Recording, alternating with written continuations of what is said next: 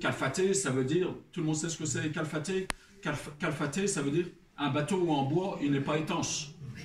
Voilà, c'est ça, c'est bouché. Alors ça s'appelle les coutures. Entre deux bordées, ce qu'il y a derrière vous, le pavois, vous voyez, un bateau en bois, il y a sa peau extérieure, on peut parler de peau, hein, c'est pas un gros mot, hein. Sa peau extérieure est constituée de planches qu'on appelle des bordées, plus ou moins épaisses, c'est possible épaisses, c'est du chêne la plupart du temps. Or, eh bien, malgré la dextérité du charpentier et du menuisier, il a beau faire ça jointif au plus possible pour avoir une étanchéité maximum, mais un bois, ça travaille. Ce qui est vrai l'hiver avec la température ne sera pas l'été, ce qui fait qu'il a fait jointif l'hiver. L'été, le bois il va bouger, donc il y aura une infiltration d'eau. Donc on remplit les coutures avec du bitor. Et ça, c'est le travail du charpentier avec la vitrine que vous voyez derrière. Les maillets à calfater, avec des fers à calfater, il y met dans la couture du bitor. Le bitor, c'est ça. Il y met plusieurs fois du bitor qui lui va bouger en fonction de l'écartement des bordées. Hein. Donc, alors pour revenir à ce que je disais sur les nœuds, à une époque, rien n'est définitif dans la vie et en technique encore moins. Donc, on était obligé de recalfater quelquefois quand il y avait une petite infiltration d'eau.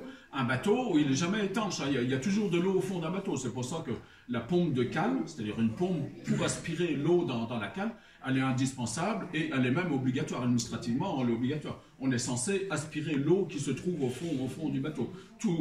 Aucun bateau n'est étanche, hein. Même votre petit Zodiac, tôt ou tard, il y aura un petit peu d'eau au fond, mais c'est pas très grave, il suffit de l'évacuer. Hein.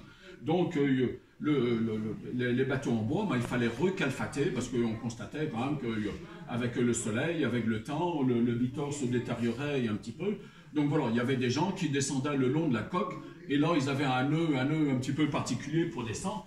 Et c'est pour ça que je vous ai dit tout à l'heure que tout ça, ça ne sert plus à grand-chose. Donc, le nœud de chaise de Calfort, c'est une variante du nœud de chaise que je vous ai montré tout à l'heure.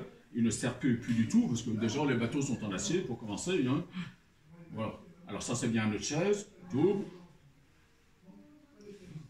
Ça, c'est des nœuds qu'on apprend à l'école, hein, qui ont été utiles une fois de plus. Hein. Donc, le Calfort, il mettait une jambe dans chaque boucle, il mettait ses mains comme ça au-dessus, on le descendait le long de la coque avec ses outils et il calfatait.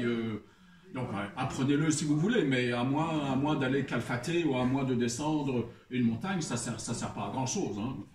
Il n'est pas très difficile à apprendre non plus. Hein. C'est pour ça que je vous ai dit que beaucoup de nœuds existent, mais certains ne sont plus du tout utiles. Hein.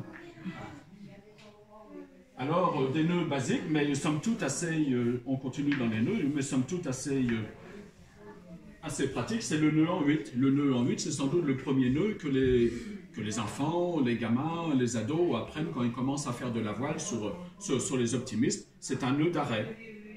Il s'appelle nœud en 8, parce qu'il ressemble à un 8, bien entendu. C'est pas un nœud si insignifiant que ça, parce que, pour reprendre l'exemple du bout, qui passe dans un rayon de poulie, à un moment donné, pour éviter qu'il dépasse, ça s'appelle dépasser la poulie, il faut lui faire un nœud d'arrêt, et on fait ce nœud 8, qui a l'avantage de bloquer dans le rayon. Donc c'est pas un nœud qui est anodin non plus, c'est pour ça que je l'ai mis sur ma petite liste. Hein.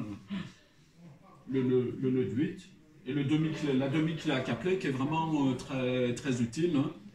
Il faudrait un mort quelconque. Je vais le faire ici derrière. Hein. Demi-clé à capelet qui peut servir à plein d'occasions. Voilà. Et là aussi, une fois de plus, c'est basique, mais c'est auto-serrant. On va dire que c'est votre bateau qui est ce côté-ci. Hein. Donc, mais il peut servir. Oui, c'est amusé. Hein. Voilà, Non, c'est bon, je vais pas tirer plus fort que ça. Demi-clé à capelet, hyper utile. Allez, on va dire avec le nœud de chaise et le nœud d'écoute, ce sont vraiment des nœuds très utilisés. Hein.